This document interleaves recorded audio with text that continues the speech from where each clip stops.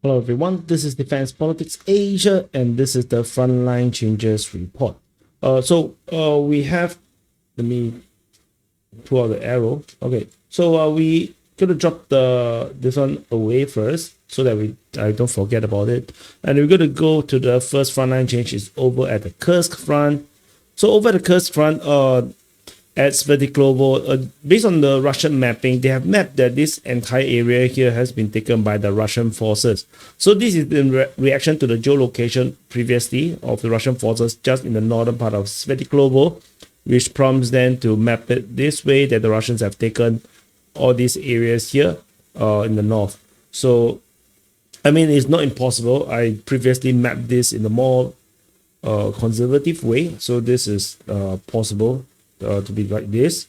But this is just a Russian claim. This is not confirmed to be under full Russian control. So that's Svetikovo for this area here. The next frontline change, we jump all the way to the Mchf region, north of the Liman front.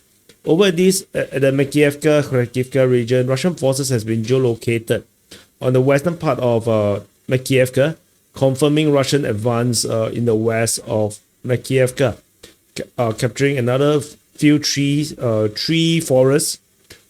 line forests, just off the Tekuch River. So actually this is the first time I actually saw the name of this river. So yeah, but this is just one frontline change. The distance traveled is around half a kilometer. So this is this region here. This is Nevsky or Balkazuravka, this is Khodakivka, and the Russians advance in the Mchf region. So that's all from this area. South of this position at the Liman front, updates over at the Ivanivka, Kolozyazy region with Ukrainian mapping confirmed to Russians claims that they have captured all of this entire Gali region, and they have also expanded to say that the Russians have captured the forest north of Bilohorivka.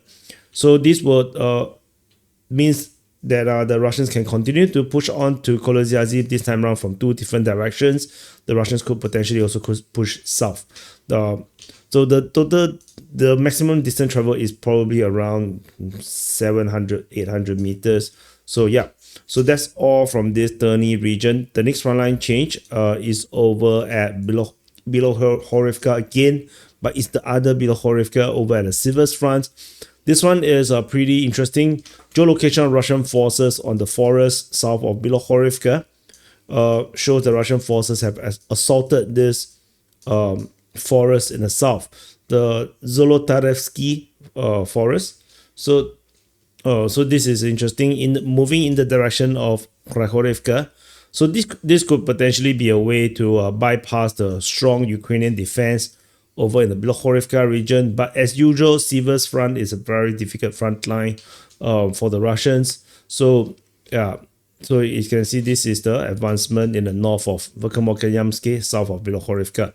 So that's the advance.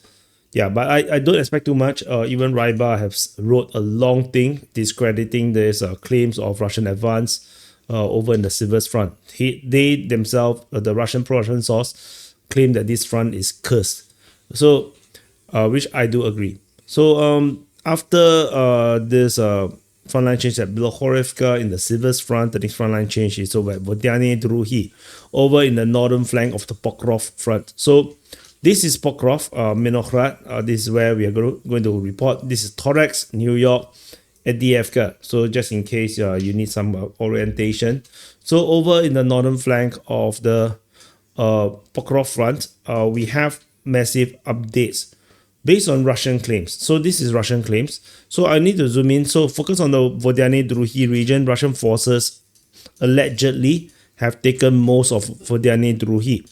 So they have taken all of these areas here allegedly, and of course the northern this fortification north of Vostevzenka as well. But this is more confirmed because this is mapped by the Ukrainian mapping, conceding that they have lost these positions. So this is Vodyane Druhi. The total distance traveled potentially is around 1.5 kilometers. So from where they previously could be. So and the entire front line from Vostevzenka all the way up north is 3 6.35 kilometers. So this is a very huge chunk of grounds taken by the Russian forces.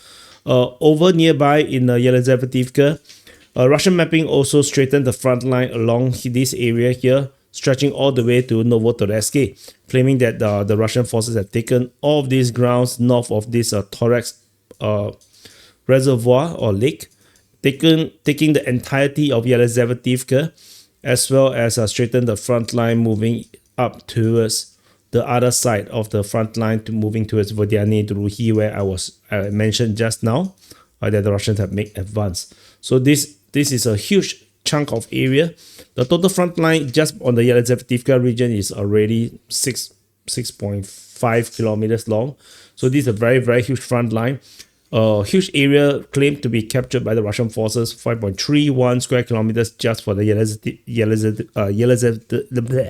Yelizavetivka section. So let's see whether this will be corroborated by the Ukrainian side, or we can confirm this pure from geolocations.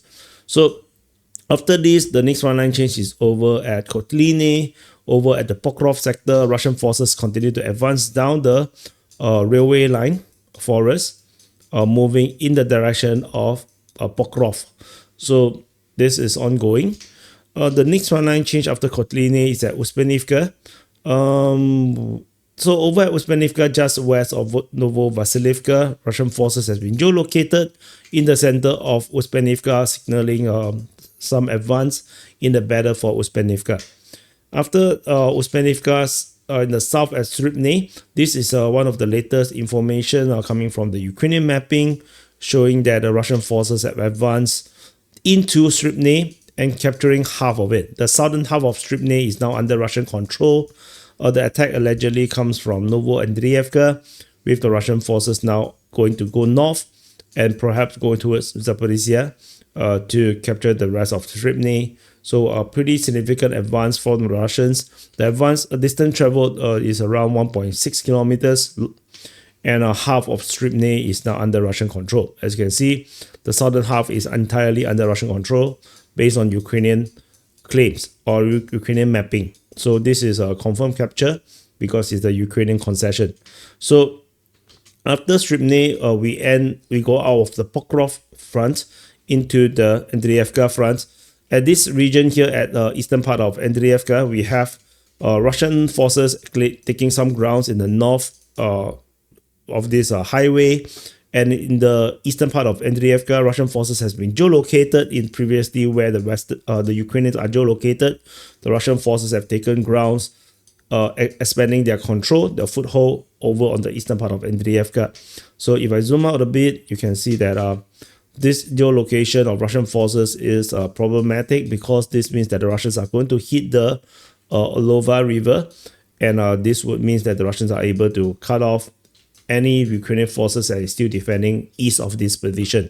So that's Andreevka. Distance travel around here is probably around 500 meters. And after Andreevka is over at Dahne. Over at Dahne, the Russian forces managed to make advance in the northern half of Dahne, with half of the northern half taken by the Russian forces according to the Ukrainian mapping. So the battle of Dahne continues, with the Ukrainians continue to put pressure on the Russians to try to stop them from advancing, but so far not very successful. So that's the frontline changes report for the past 2 days. And so we can see that the biggest capture is at Kursk, although at Pokrovsk, because of the massive claims by the Russian mapping of over at Vodyane Druhi. This is 3.65, and Yelizavetivka, which was 5.31. So together combined, it's already almost 9 square kilometers, which contributes most of the 11 square kilometers over at the Pokrovsk front. So, but these are claims, so take it with a pinch of salt. Of course, then at Kursk is yet another claim from the Russian mapping. So a lot of claims. So just take it with a pinch of salt.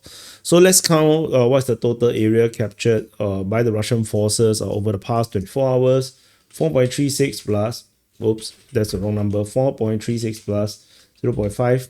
I think I can't see that what number there. Oh, it's 3 plus 2.12 plus 9, 0.94 plus 11.81 plus 1.25. So the total area capture is around 21.01 square kilometers, which means that the Russian advance is now back to the 10 square kilometers per day, slow down a little bit from the 15 square kilometers previously we seen for the past 4 to 6 days. So anyway, that's it. Thank you for watching. Press the like button, subscribe. This is the Frontline Changes report, and I'll see you guys in the next update.